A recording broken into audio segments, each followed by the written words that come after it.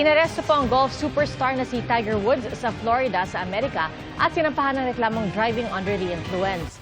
Ayon sa Sheriff's Office, mabilis ang pagmamaneho ni Woods at nag-overtake siya sa isang truck saka tumagilid. Wala namang nasaktan sa insidente. Ayon sa mga otoridad, impaired o wala sa wisyo noon si Woods. Pero nang isa ilalim sa breathalyzer test, walang nakitang alak sa katawan. Kaya posible anilang may kaugnayan sa drugs o gamot ang kanyang pagkakadisgrasya. Bukod sa reklamong driving under the influence, naharap siya sa reklamong property damage and refusal to submit to a lawful authority matapos tumanggi sa urine test.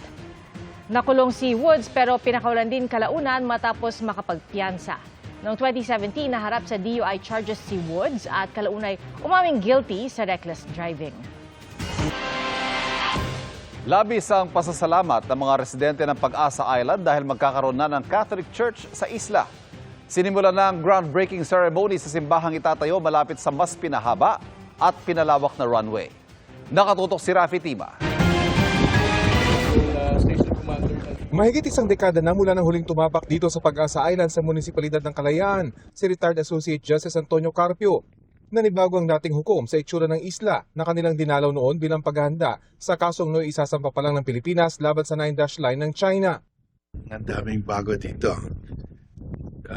It looks a lot better now. We're moving forward, we're advancing, we're cementing our arbitral award.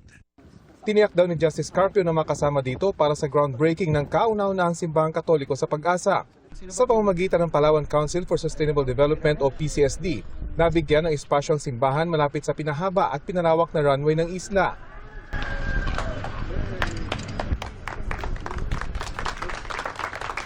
Pinangunahan ni Puerto Princesa Palawan Bishop Socrates Misiona ang groundbreaking, kasama sina Justice Carpio, PCSD Executive Director Atty. Teodoro Mata, Coast Guard West Philippine Sea Spokesperson Rear Admiral J. Tariela at mga lokal na opisyal at residente ng Kalayaan.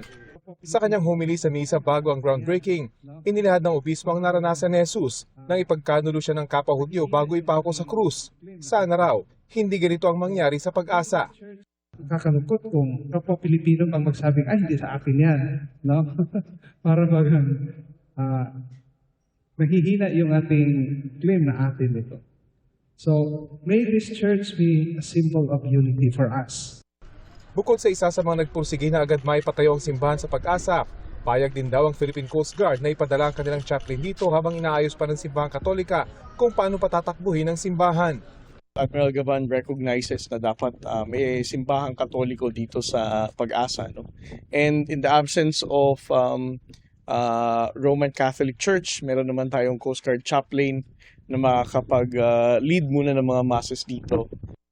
Ang mga residente ng Pag-asa, laking pasalamat na sa wakas, bukod sa elementarya, high school at rural health center, magkakaroon na sila ng simbahan sa isla. Ngayon po, actually masaya. Kaya po kanina doon, nag-volunteer po ako na magbasa. Malaki po siyang sandalan kasi katulad po na malungkot po dito sa isla. Sa pananampalataya ng mga nandito sa residency, isang malaking sandata para sa amin ang magkaroon ng simbahan dito. Para sa GMA Integrated News, Rafi Tima nakatutok, 24 oras. Libreng serbisyo medikal ang nahihatid sa mga taga-Barangay Payatas, Quezon City ng isang initiative na binuo ng mga doktor at volunteer. Tinutukan yan ni Katrina Son.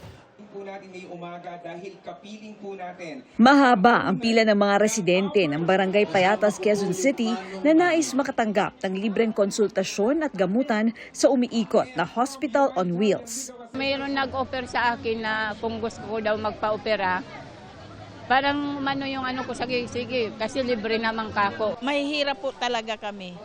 O hindi namin kaya magpa-hospital, hindi namin kaya magbayad. Mga doktor at volunteer ang nasa likod ng Hospital on Wheels na nagsagawa na ng mahigit 400 medical mission at nakapagpa-opera ng mahigit 43,000 pasyente. Imbis na ang tao pupunta sa ospital ang pupunta sa tao. Yan ang Hospital on Wheels. Ang problema natin, yung healthcare kulang na kulang. Especially yung hospitals, kung meron man, punong-puno.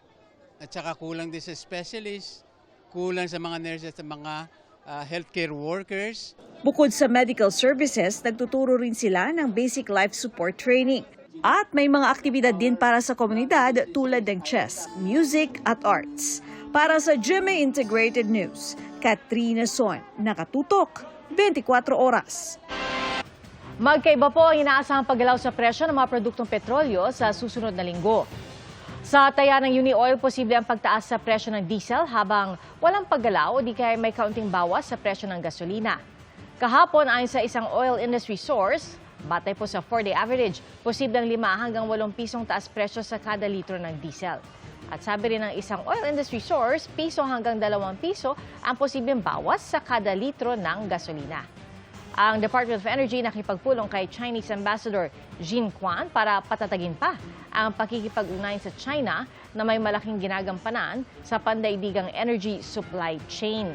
Ibinahagi rin ni Energy Secretary Sharon Garin na dumating na sa Luzon ang supply ng diesel na binili ng Pilipinas at masusundan pa raw ang delivery sa mga susunod na araw o linggo.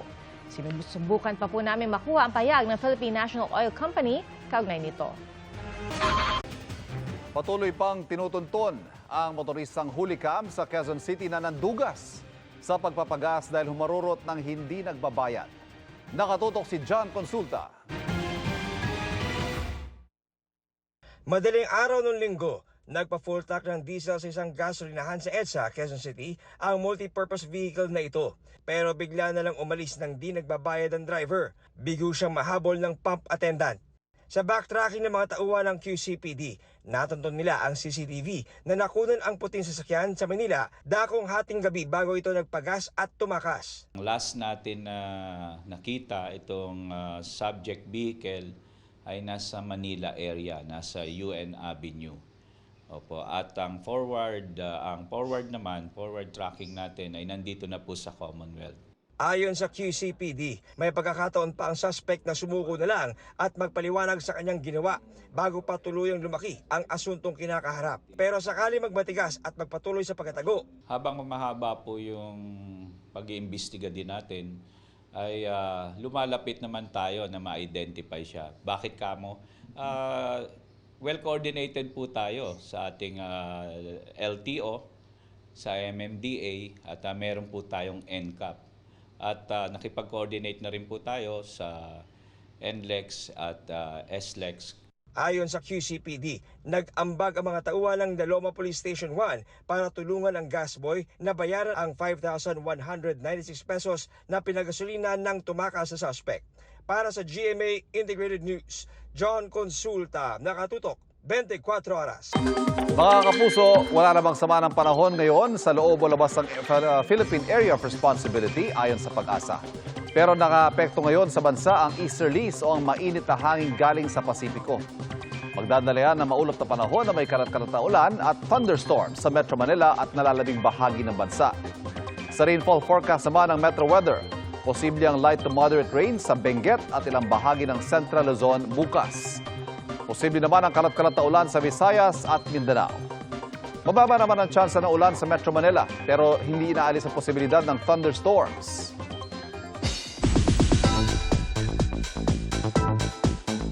Break muna sa work sina Jeneline Mercado at Dennis Trillo para sulitin ng family time.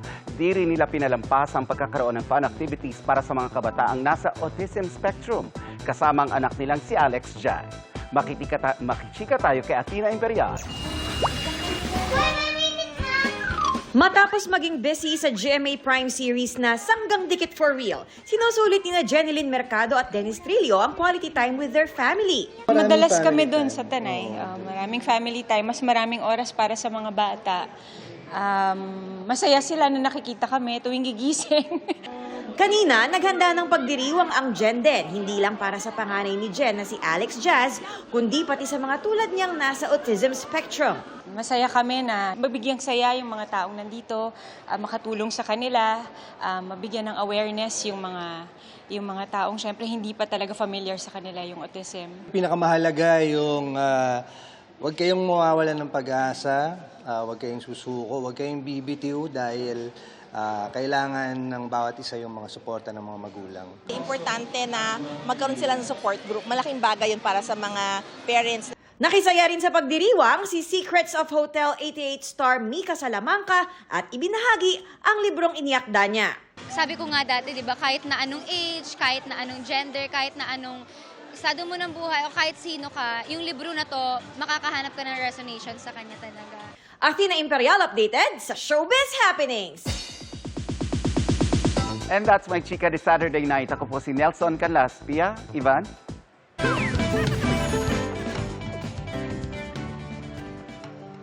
Thank you, Nelson.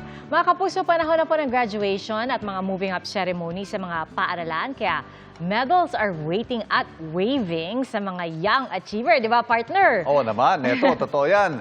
Noong elementary ka ba, naalala mo ba? Nakailang ka? Yung pinakamaraming medals na nakuha. Kung ilan ang sayo yung akin, partner. Pareho lang. Pareho lang. Nako, pareho lang tayo. Tsaka, pero congratulations, partner, sa anak mo. Dahil may medal siya. Congratulations sa lahat ng graduate. Yes. Pero ito, ibahin ninyo ang isang grade 2 student sa Cavite dahil not 1, not 2, but, 33 medals ang nahakot ni Daniel Elijah Signo sa kanilang Recognition Day sa General Trias Convention Center. Wow! Kasama na riyan ang award for high honors, best subjects at ang mga award na nakuha niya mula sa regional hanggang international competitions. At tulad po ng dami ng kanyang mga medals, nag-uumapaw din ng tuwa, syempre, ng kanyang mga magulang. Kwento nila, 2 years old pa lang daw si Daniel ay kaya na niyang magbasa. Nagkakabisa na rin daw siya ng world flags pagtuntong ng 3 years old. Sa gitna ng achievements ng anak, ang payo nila maging mapagpasalamat sa may kapal at manatiling humble. Grabe.